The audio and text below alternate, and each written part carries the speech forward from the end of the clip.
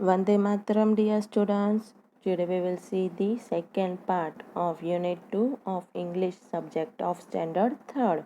And the second part is about the continuity of the story Nina and the Baby Sparrows.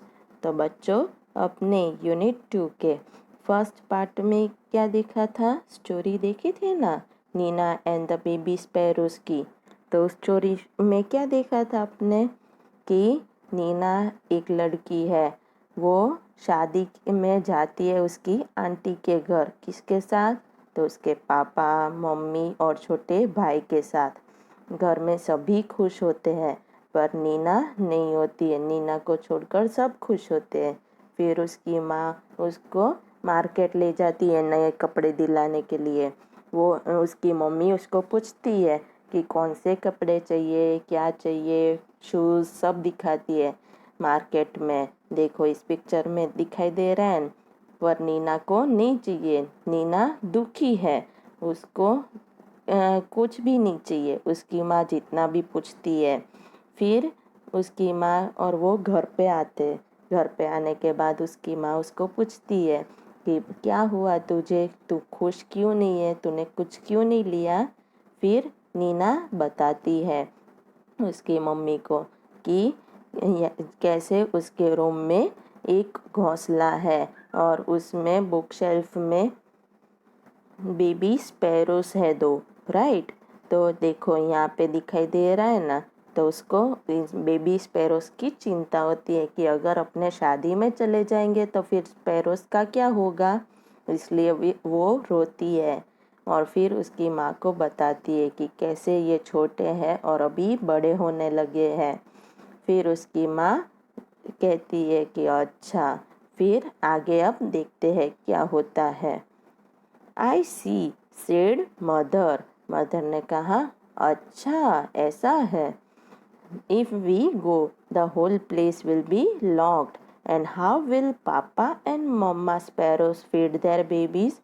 फिर Nina कहती है कि अगर अपने चले जाए तो पूरा घर लॉक हो जाएगा, तो फिर उन स्पैरोज के मम्मी और पापा उनके बेबीज को कैसे खाना खिलाएंगे?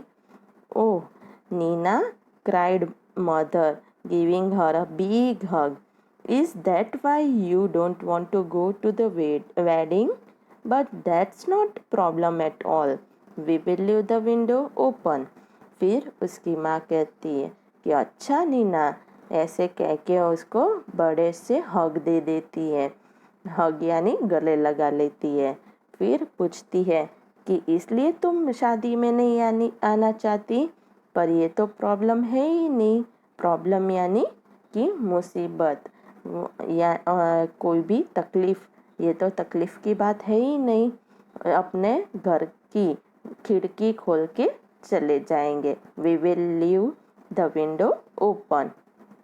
ओह, can we mother, can we really?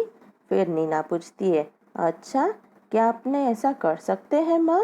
सही में ऐसा कर सकते हैं? Yes, yes, we will remove all your things from the room and lock the door on the outside.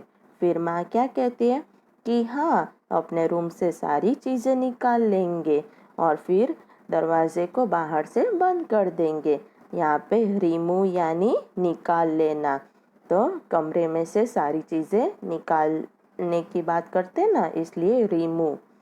So the house will be perfectly safe and Papa and Mama Sparrows can come and go freely.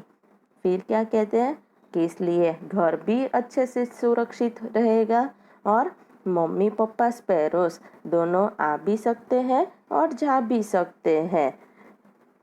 Just think, Nina, while you enjoy yourself at the wedding, the baby sparrows will be getting nice and fat in their nest. Good idea, isn't it? फिर माँ कहती है कि जब तुम शादी में मज़े कर रही होगी, तब यहाँ पे बेबी स्पैरोस बहुत अच्छे से बड़े हो रहे होंगे उनके नेस्ट में यानी घोंसले में। अच्छा आइडिया है ना, है या नहीं? It was a good idea. When Nina came back from the wedding, there were two plump little sparrows flying all over the room. And wasn't Nina thrilled? अब क्या हुआ कि वो तो अच्छा आइडिया था, पर फिर जब नीना शादी में से वापस घर आई तो उसने क्या देखा? टू प्लम्प लिटिल स्पैरोज, यानी वो जो छोटे दो स्पैरोज को घर पे छोड़ के गई थी वो बड़े हो गए थे। प्लम्प यानी मोटे से बड़े हो गए थे और वो रूम में कमरे में चारों तरफ उड़ रहे थे और नीना देखकर अचंभे में पड़ गई थी। ओके बच्चों, स्टोरी समझ में आई? तो यहाँ पे कुछ नए वर्ड्स है। तो नए वर्ड्स क्या क्या है? मार्केट, मार्केट यानी बाजार। बॉदर यानी चिंता करना। प्रॉब्लम यानी मुसीबत, कोई भी प्रॉब्लम हो वो। फिर ड्रेस यानी कपड़े।